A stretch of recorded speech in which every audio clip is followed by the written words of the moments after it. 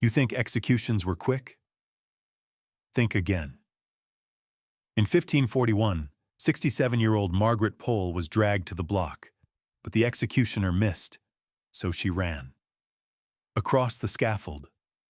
What followed was one of the most botched, brutal spectacles in Tudor history. A royal execution turned full-blown massacre. This wasn't just an accident. It was a warning, ordered by a teenage king to destroy a powerful woman with royal blood. No trial, no mercy, just a hacked corpse and a broken legacy. By the end of this video, you'll see why this execution belongs in history's Hall of Horror. Let's begin the descent. Margaret Pole wasn't just any noblewoman. She was a Plantagenet, niece to kings, cousin to queens, and the last living thread of the dynasty Henry VIII destroyed to claim his throne.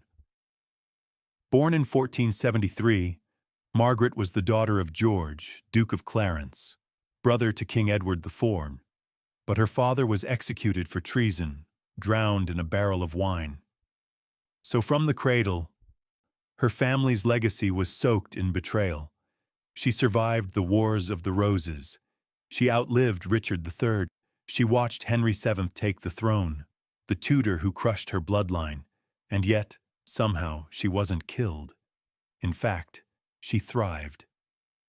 Under Henry VIII, Margaret Pole was restored to the nobility. She became Countess of Salisbury in her own right, an almost unheard-of privilege for a woman. She served as governess to Princess Mary and was one of the richest women in England. She wore ermine, controlled vast lands, and walked just shy of royalty. And that was the problem. Because when Anne Boleyn entered the picture, and Henry VIII began tearing England's religion apart, Margaret didn't bend. She didn't approve of the annulment. She refused to recognize Elizabeth as legitimate. In the new Tudor order, that made her dangerous and dead meat. The man who ordered Margaret's death wasn't Henry VIII. It was his 9-year-old son, Edward Sickings, or rather his advisors, acting in his name. In 1541, Henry VIII was already a bloated, paranoid shell. He had destroyed Anne Boleyn, broken from the Catholic Church, and was rapidly burning through wives and enemies. But Margaret Pole? She was trickier. Henry didn't dare try her publicly. She was too respected, too connected, so they just threw her in the Tower of London. No trial, no evidence, just guilt by association. Her son, Reginald Pole, a cardinal in Rome, had dared to criticize the king's religious reforms. That was enough. Henry branded the entire Pole family traitors. Margaret's sons were hunted, tortured, and executed.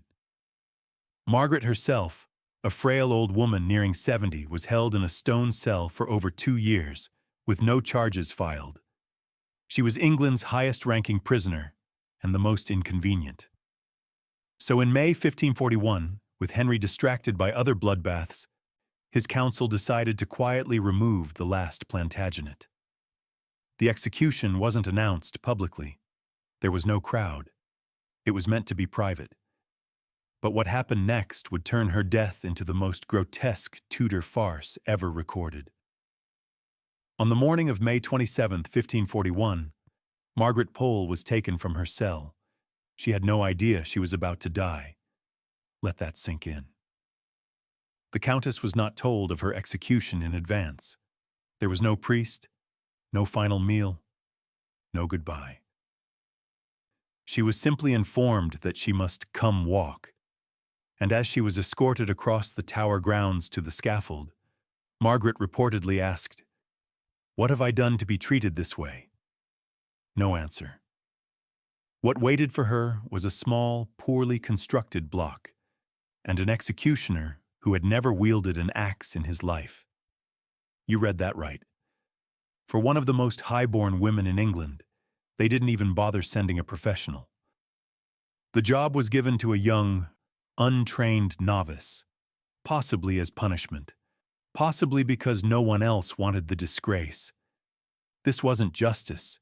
It was political theater, and Margaret Pole, who had endured every trauma of royal life for 7 decades, was about to endure one final horror, being slaughtered like livestock, with no dignity, no preparation, and no mercy. But even then, she didn't go quietly. The executioner raised his axe and missed. Instead of striking Margaret's neck, he sliced her shoulder open. She screamed, she staggered back, and then, in sheer terror, she ran. Yes, a 67-year-old woman, bleeding, wounded, confused, ran across the scaffold trying to escape her execution. Witnesses said it looked like a nightmare. A noblewoman in silk and rags, dodging for her life as the executioner chased her with a dripping blade. This wasn't just gruesome, it was humiliating. The young headsman ran after her, swinging wildly. He struck her again, somewhere in the back. Still not fatal.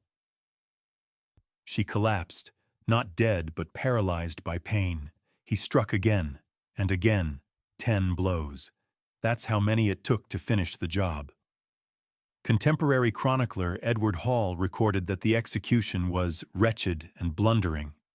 Ambassador Eustace Chapuis called it a most pitiful spectacle, and even hardened Tudor officials were left shaken by the brutality.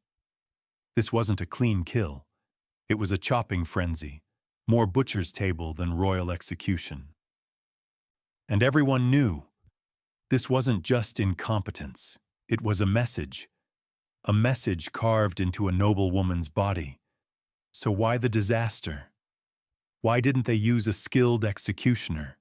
Why didn't they give her the same mercy they gave Anne Boleyn? Because Margaret Pole was never supposed to die with dignity. She represented everything Henry VIII had tried to erase.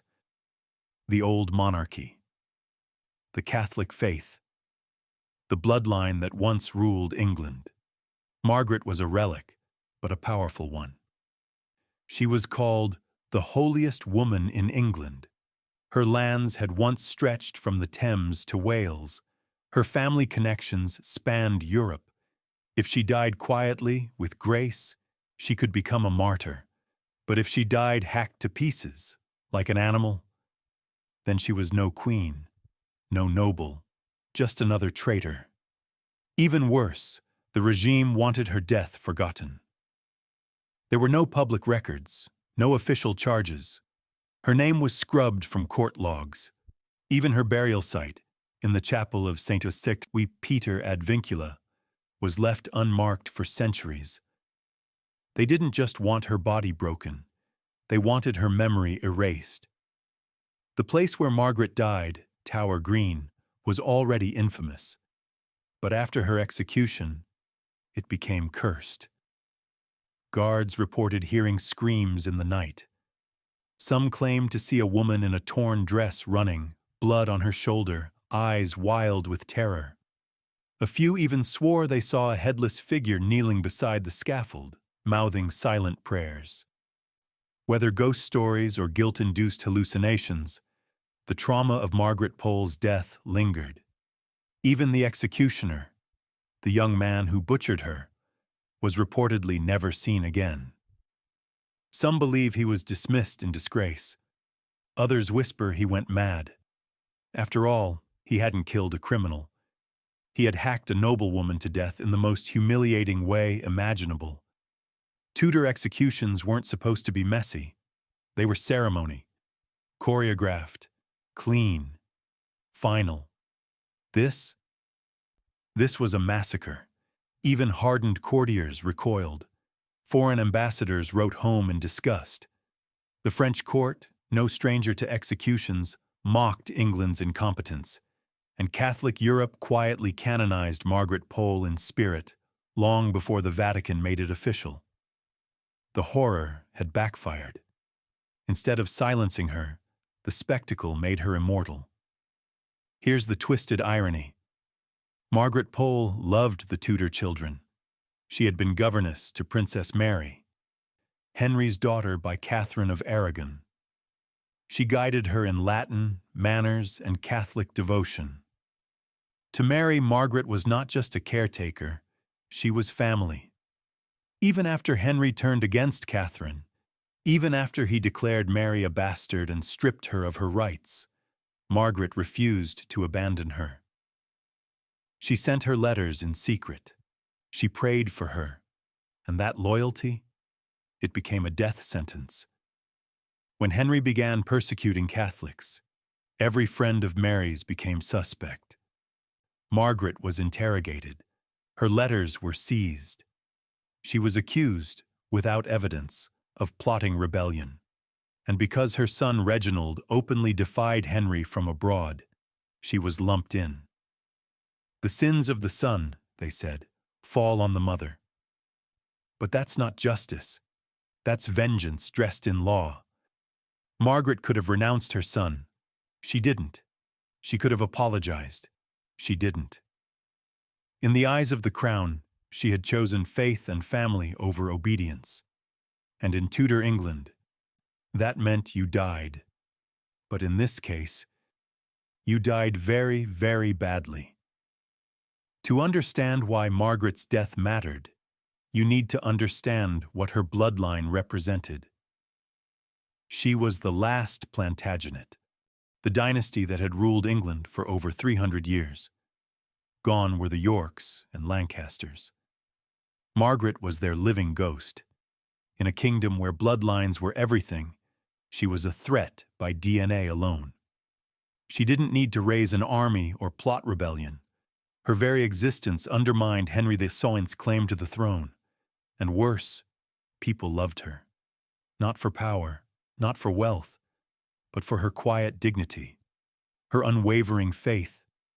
In an age of corruption, Margaret was a relic of nobility that still meant something.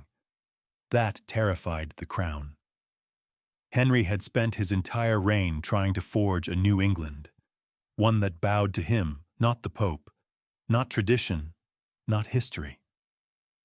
And yet here stood an old woman, almost 70, whose name alone whispered of the past. She wasn't just a symbol, she was a challenge. So when she died, history itself was supposed to die with her. But history, it turns out, doesn't die that easily. Especially when it bleeds. Most forget this part, but Margaret's death wasn't entirely private. Among the few witnesses that day was a young servant girl. She didn't speak. She didn't cry out, but she watched. And decades later, long after the Tudors had fallen, she told the story. Not in court, not to a scribe, but in a whispered confession to her daughter. She said Margaret Pole didn't flinch, that she looked directly at the boy holding the axe, and that before the first strike, Margaret whispered, "I am the king's true servant, but God's first." Those weren't official last words. The chroniclers didn't write them down, but they ring true. Because in the chaos that followed, in the screams, the blood, the running, that one sentence captured everything the Tudors tried to erase. A woman loyal to her king, but more loyal to her conscience.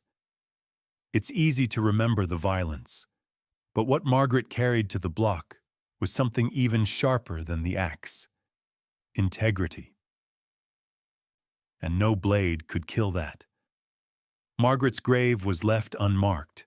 Her name faded from court documents, her titles revoked, her family scattered or slaughtered. For over 300 years, she was a forgotten corpse in a chapel no one visited. But history has a long memory. In 1886, the Catholic Church declared Margaret Pole a martyr. Not because of her nobility, not because of her titles, but because she died for refusing to betray her faith. In 1970, she was officially canonized as Saint Margaret Pole, one of the 40 martyrs of England and Wales. And today, in churches across Europe, her name is spoken with reverence. Meanwhile, the man who ordered her death, Henry VIII, is remembered for gout, gluttony, and dead wives. His son Edward, the child who ruled through others, died before his 16th birthday. And the Tudor dynasty? It burned bright and fast, and then disappeared. But the woman they tried to erase? She's still here. In prayers, in stained glass, in stories, because dignity, once earned, outlives the blade. Here's a brutal thought, and yes, it's speculation, but worth considering. They may have done it on purpose. Margaret Pole was 67, frail, confused, held in the tower for over 2 years without trial. They could have given her a proper beheading, one clean stroke the way noblewomen were owed. Instead, they sent a boy with an axe. Some historians suggest the executioner was a random tower staffer, someone untrained and terrified. Others believe it was deliberate, the final humiliation. They didn't want to just kill Margaret. They wanted to shatter her. They wanted her bloody, crawling, begging, to break the memory of her nobility, to leave the world with one last image, an old woman stumbling through her own execution, hunted like prey. Because a martyr is dangerous, but a pathetic figure, that's forgettable. Except it backfired. The horror made her unforgettable. If they had hoped people would avert their eyes, they were wrong. Instead, they couldn't look away. And centuries later, they still can't. Because when a woman runs from her executioner, it's not just a scandal, it's a curse on the men who ordered it. Let's talk about the king who signed Margaret Pole's death warrant, Edward VI, just 9 years old at the time. Of course, he didn't wield the pen. His regents, mostly Protestant nobles with an appetite for revenge, controlled the decisions. But Edward's name was on the orders, and years later, he defended them. Even as a teenager, Edward VI believed Catholics were traitors. His education was radical. His mindset was cruel. He wrote in his diary about burnings and hangings with chilling detachment, once noting a heretic's execution with the word, "burnt as he deserved." So when he learned that Margaret Pole, a fierce Catholic, a symbol of the old world, had been executed, he didn't flinch. In fact, records suggest he approved. And when others questioned the horror of her death, Edward shrugged it off as necessary for the realm. This was the boy raised to be a god-king. No empathy, no mercy, just doctrine and fire. And that's the twist. The woman who died screaming on the scaffold was killed not by tyrants, but by children playing God. If you ever visit the Tower of London, stop at St. Peter ad Vincula, the small stone chapel inside the walls. It's easy to miss. Modest, quiet. But beneath the floor lie the shattered remains of England's lost women. Anne Boleyn, Catherine Howard, Lady Jane Grey. And there, somewhere unmarked, is Margaret Pole. She has no tomb, no epitaph, no statue, just bones in a pit mixed with others, buried under cold stone slabs. The tower guides may mention her name if you ask, but they won't tell you how she died. They won't describe the chase, the screams, the axe that missed, because history prefers clean endings, and Margaret Pole's death was anything but clean. It was raw, botched, human. But maybe that's why it matters. She didn't die like a queen. She died like a person, which in the end made her more powerful than any crown. From the moment Margaret Pole stepped onto the scaffold, this wasn't an execution. It was a statement. Not of justice, not of guilt, but of fear. Fear of the past. Fear of bloodlines. Fear of a woman who refused to kneel. We began this story with an image, a 67-year-old noblewoman, wounded, running from her own beheading. Now picture it again, because that image didn't vanish. It echoed, through the tower, through the court, through history. This wasn't just a bad execution. It was a carefully calculated unmaking. The axe that missed wasn't just incompetence, it was symbolic. This was Henry VIII's final war against the old world. Because Margaret Pole was everything the Tudors wanted to forget. She was a Plantagenet. She was Catholic. She was loyal, proud, and unbroken. Her blood was a threat. Her silence was a challenge. Her death, a necessity. But they couldn't just kill her. They had to erase her. So they took away her trial, her dignity, her burial, even her name. They gave her 10 savage blows and hoped that would be the end of her, but it wasn't. Because the more brutal the death, the harder it becomes to forget. And the more humiliating the ending, the more people remember. Margaret's legacy survived not because she wore a crown, but because she died refusing to bow.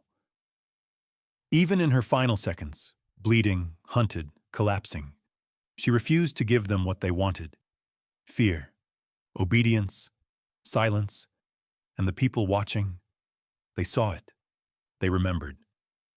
A woman once noble, now reduced to a target, chased across the platform like a hunted deer, struck again and again. Because she stood for something bigger than the axe.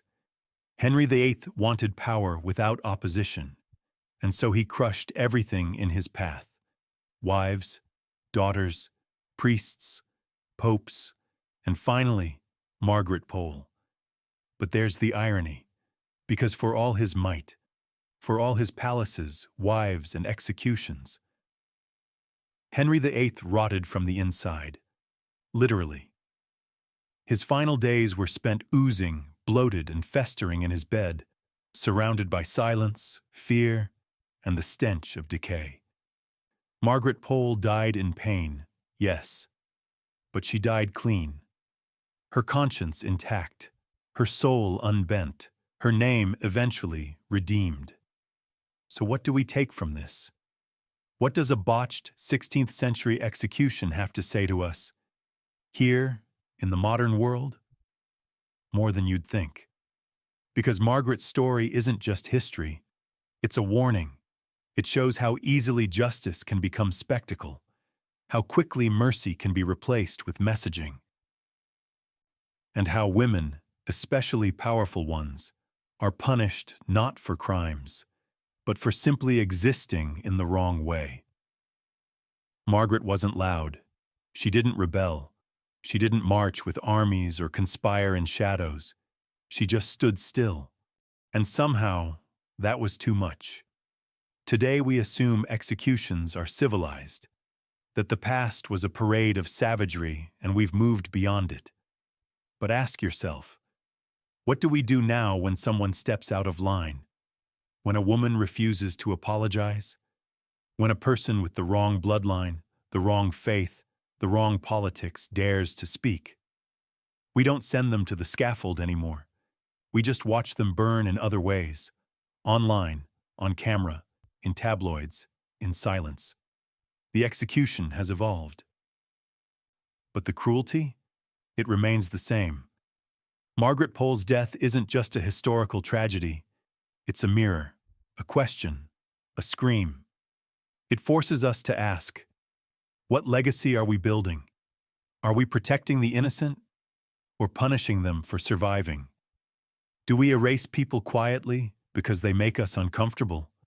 Or do we dare to remember the ones who ran? Because Margaret didn't die like a saint. She died like a human, terrified, hurt, dignified even in humiliation. And that, perhaps, is the most holy thing of all. So the next time someone tells you history is boring, tell them about the countess who ran from the axe, the woman whose body was torn apart not for treason, but for being too royal to ignore. Tell them how they had to chase her across the scaffold to kill her, and ask them, what would you do if they told you to kneel? If this story shocked you, comment the moment that hit you hardest. Was it the axe that missed? The silence before the sentence? or the fact that they let a child king order this horror? Let's talk in the comments. Don't forget to subscribe for more brutal truths from history's darkest corners. Like this video if you're glad you weren't born in Tudor England. And turn on notifications so you never miss the next execution. Because this was just one story, and there are so many more waiting in the shadows.